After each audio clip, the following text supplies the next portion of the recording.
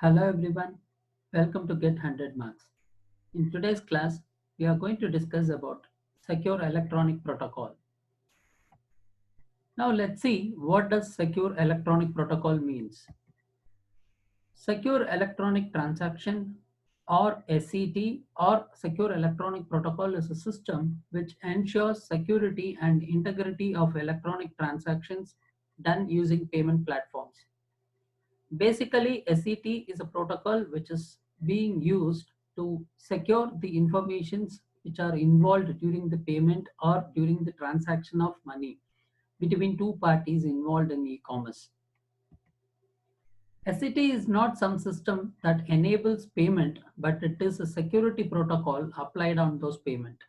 As I mentioned before, this is not helping us to make a payment, but instead it is helping us to secure the information or the transaction which are happening when the payment are being made.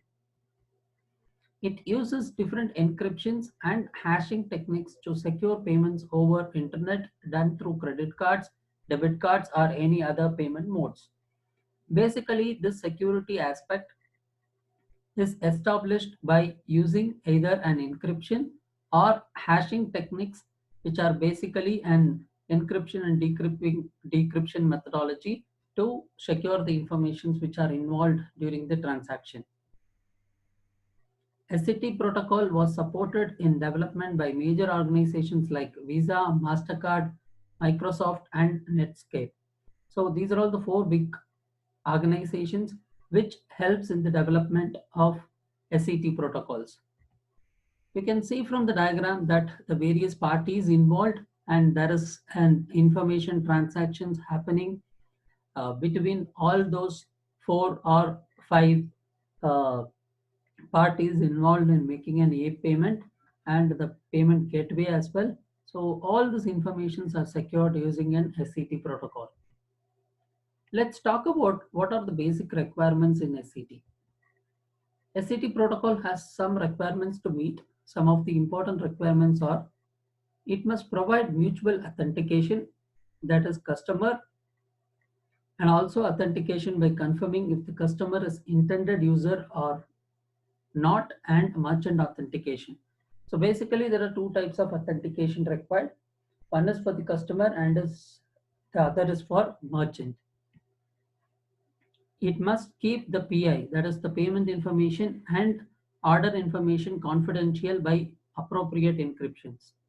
When the information to and fro is happening, the to and fro information has to be encrypted, whether it is from payment information or it is an order information, both have to be encrypted and the key has to be transferred for decrypting it. It must be resistive against message modification, that is, no changes should be allowed in the content being transmitted. So that should be taken care of. All the data which are being involved or all the information which are flowing between the two parties should not be modified during the transport. So that should be taken care of by SCT. SCT also needs to provide interoperability and makes use of the best security mechanism. So the information flow which is happening between the two parties only should happen between the two parties, and there should not be any leakages outside to the third party, and the best of the security measures should be used to protect the information. Who are all the different participants in SCT?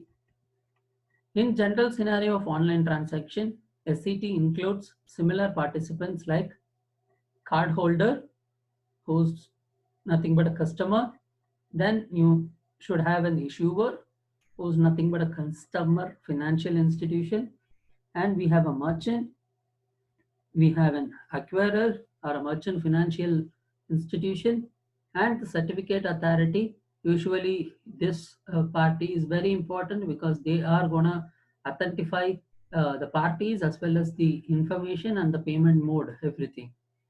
Authority which follows certain standards and issues certificates like X.509v3 to all the other participants involved in the e-payments. Thank you.